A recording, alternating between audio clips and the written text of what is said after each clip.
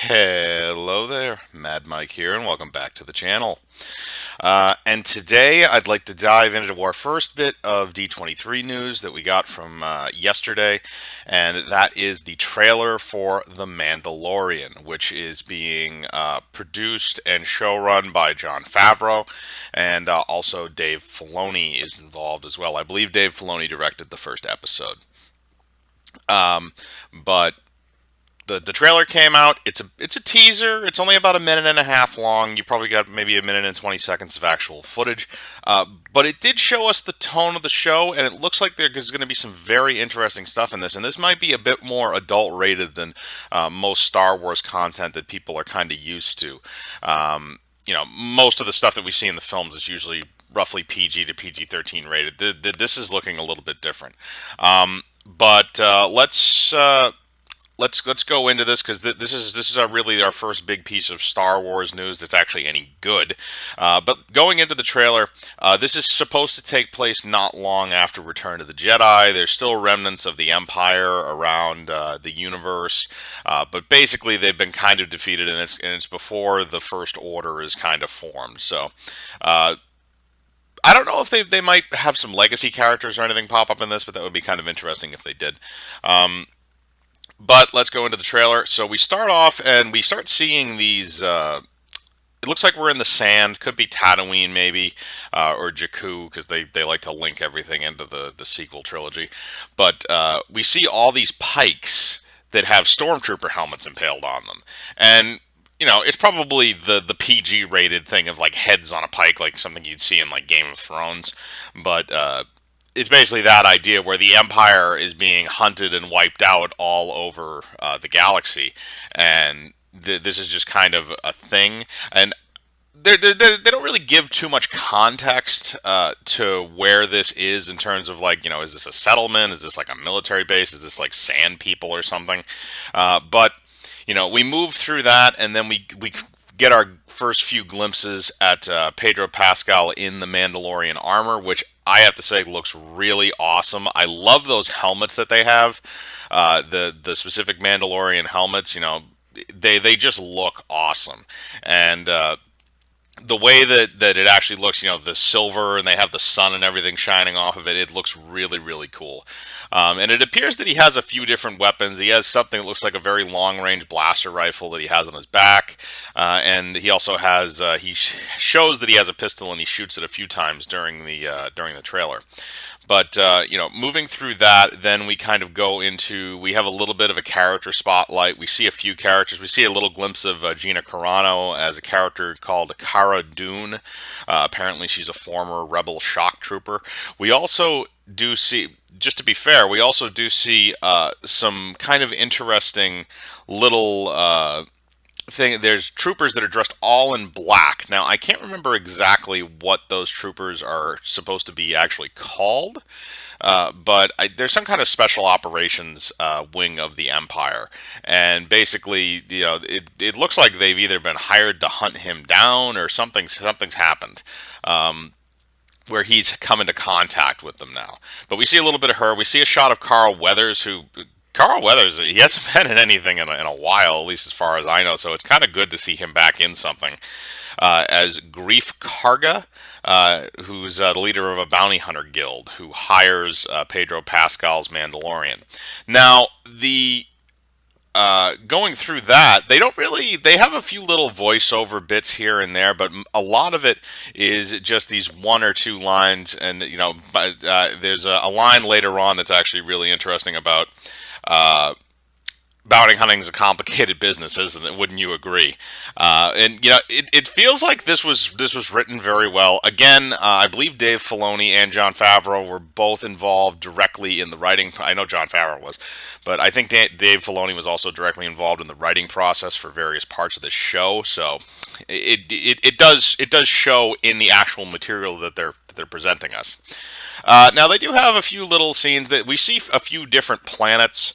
We see, like I said before, the sand planet looks a lot like Tatooine. We see what looks like a swampy or like foresty planet. Again, we don't really know what that is. Might be Dantooine actually, now that I think about it, but or Mandalore, because they do show these. There's two specific clips in this that are very interesting to me, and it might be flashbacks that they do in the show for the Mandalorian character. But there's a specific scene where they show a woman and a child, and they're in a river, and presumably it's mother and son, or mother and daughter, or whatever, and they're clutching each other together, and it looks like somebody's pointing blaster rifles at them.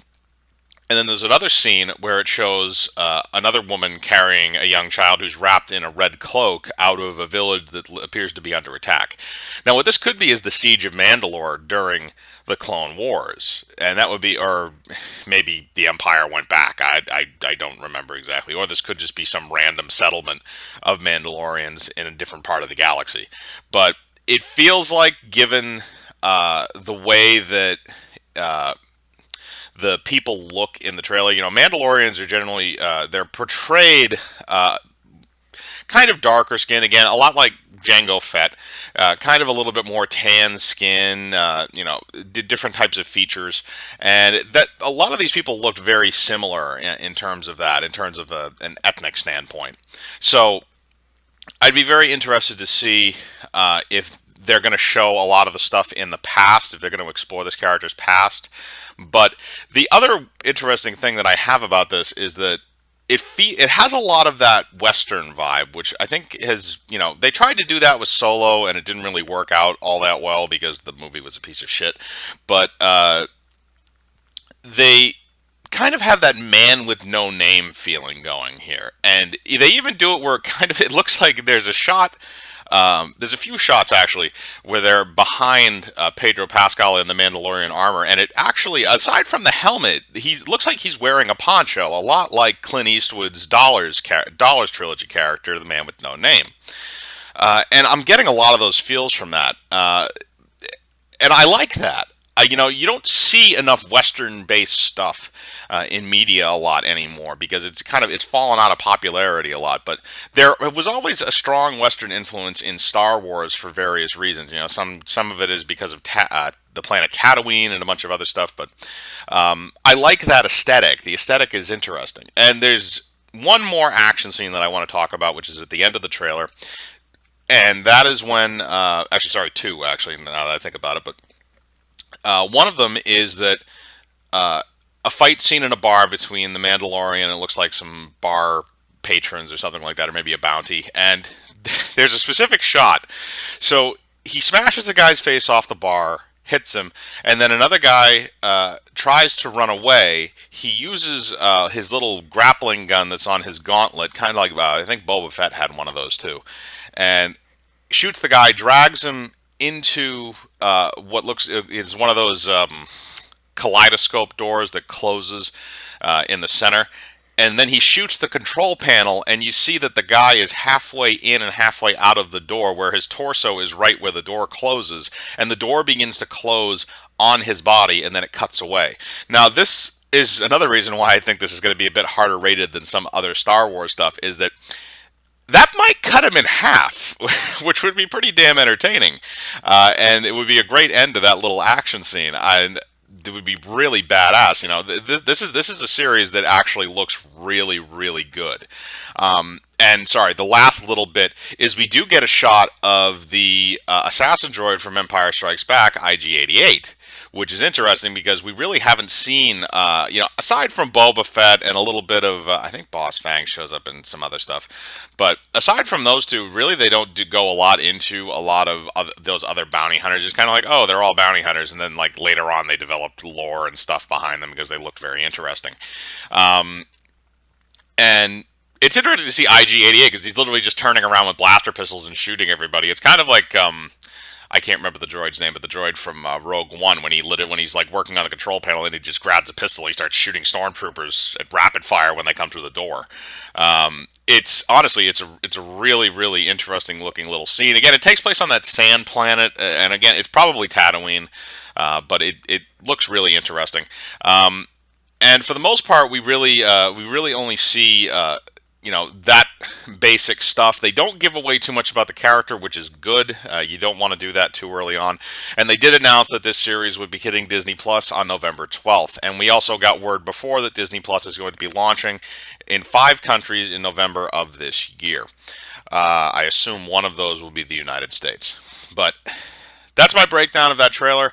I really enjoyed it. I think that this is going to be a good series. I think this is a step in the right direction for Star Wars, and I think you should kind of continue on in that vein.